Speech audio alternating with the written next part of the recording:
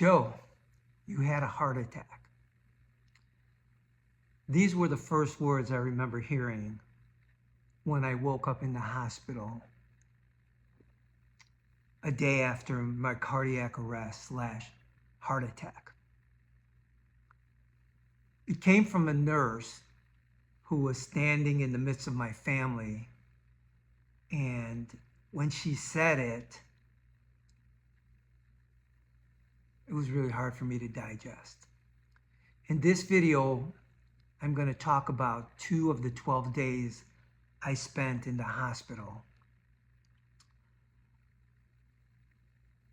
The day of my cardiac arrest, March 31st, which I don't remember anything from, so I'm just going on what my family told me. And April 1st, the day I woke up and heard those words. The morning of April 1st, I was still pretty out of it.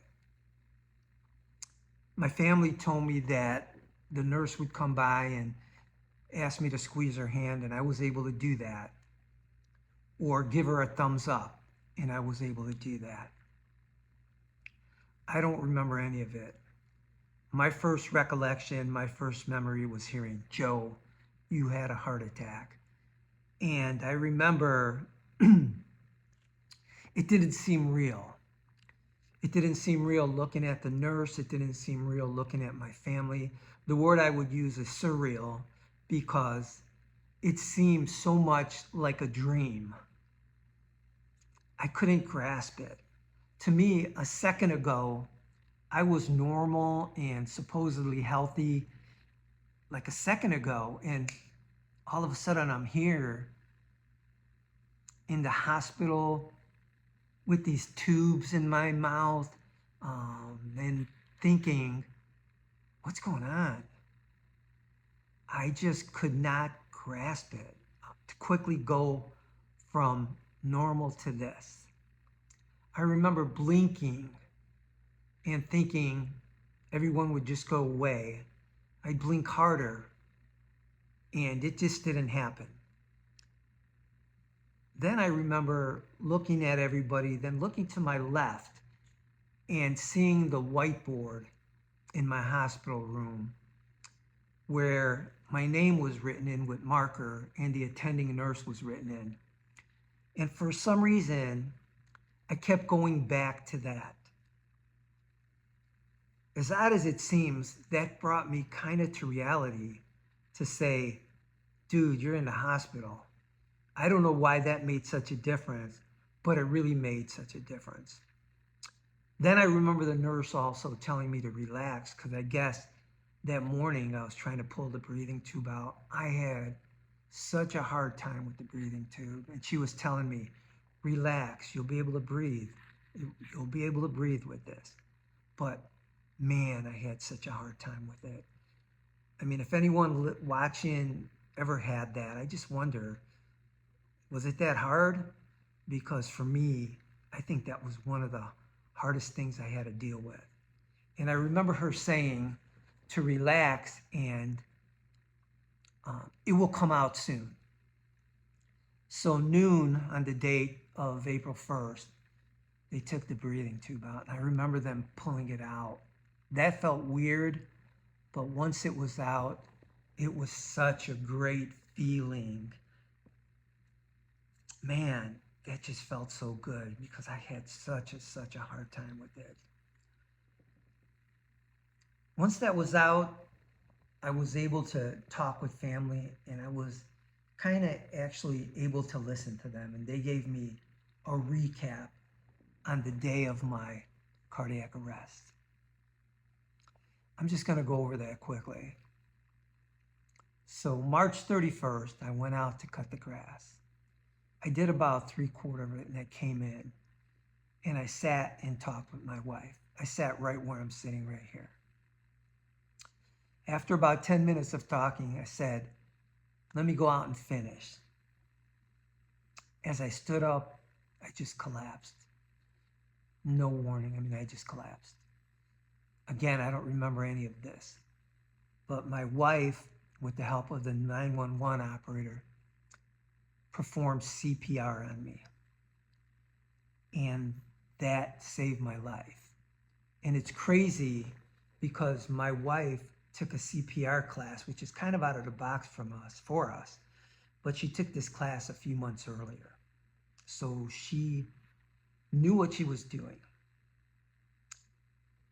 Then EMS arrived, and a lot of people were in the house. They sent a police car, an ambulance, a fire truck, I think multiple police cars.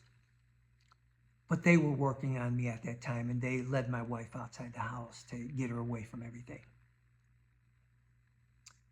They took me out, and it's crazy to see on Blink how they carried me out to the stretcher. They carried me out, and each of them held, I think there was 5 of them carrying me out, and I was like on a sheet. They took me to the local hospital, which is 5 minutes away. There, they shocked me 6, 7 times. I couldn't resist that. And worked on me for a while. They were then gonna transport me to the heart center. They were gonna do it via helicopter, but the weather was too bad, so they took me via ambulance, which is about an hour ride. They got me to the heart center, and about a half hour after I was there, my family finally got some pretty decent news, where a cardiologist came up to them and said, he's gonna be okay. We think he's gonna be okay. And they were just so happy to get any type of positive. And my son, it's funny the way he describes them talking to me that day and telling me all about this. He says, I was constantly saying, really? Really? Really? And he said, I look so bewildered, which I'm sure I was. But me saying really was, I mean, again, you went from kind of normal to something which seemed like it was in a flash. They told me all this, but I'm so grateful for things they didn't tell me. Till later. I'm glad they didn't tell me about how my wife felt I was gone even when she was doing CPR. They didn't tell me how she had to call our kids, and basically the conversation was, your dad collapsed. He's not breathing. I don't know if he's alive. They didn't tell me how they saw me at the local hospital, and my grandkids saw me at the local hospital, and I found out later my grandkids didn't think I was alive when they saw me. So nobody really had a lot of hope at this time, I believe. So that was crazy, and I'm glad they didn't tell me till later, because I don't know how I could have dealt with it. But March 31st, again, a date I didn't even wake up, ended with the family praying over me, as they did multiple times that day. They prayed over me at the local hospital. They prayed over me a few times at the heart center. Then my wife and my son spent the night with me, my first night there. They said they got to watch a beautiful lightning show, which was cool. Of course, I slept through it. April 1st was a different type of day. It was thankfully uneventful. Once I got the tube out, I was okay. So that was a day that I think everybody was glad nothing weird happened, as it is gonna get a lot worse, which we didn't know in the coming days. But my wife stayed with me that night, and I remember us praying and saying how grateful to God we were that I was still here. Thanks for watching. Thanks for following my journey. I'll post the next couple days, maybe next week. But again, thank you for watching, and God bless.